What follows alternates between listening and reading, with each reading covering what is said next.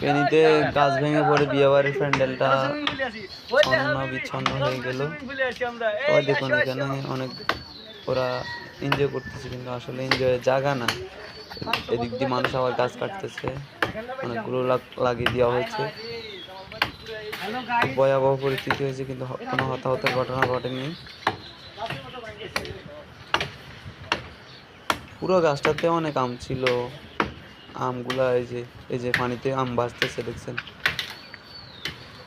যাই হোক, এটা খুব মর্মান্তিক ছিল। সবচেয়ে ভালো দিক হচ্ছে যে মানুষ আহত হয়নি, সেটা হচ্ছে ভালো দিক। এই যে পানির ট্যাঙ্ক ছিল সেটা ভাঙেনি, শুধু প্যান্ডেলটা ভেঙে গিয়েছে। এই যে কত বড় গাছ পড়ছে দেখছেন। আমি সামনের দিকে যাইতেছি, দেখামু। ভাই আপনারা এটা কি করেন? অনেক ক্ষয়ক্ষতি হয়েছে।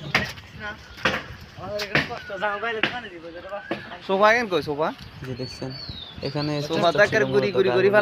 যেটা হয় এখানে ছিল, এগুলা সব ভেঙে লন্ডভন্ড হয়ে গেছে। এই যে দেখছেন এখান থেকে গাছটা মূলত ভেঙে পড়ছে।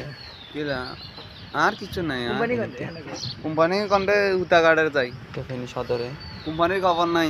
আর আমরা এখানে যে দিক থেকে গাছটা পড়ছিল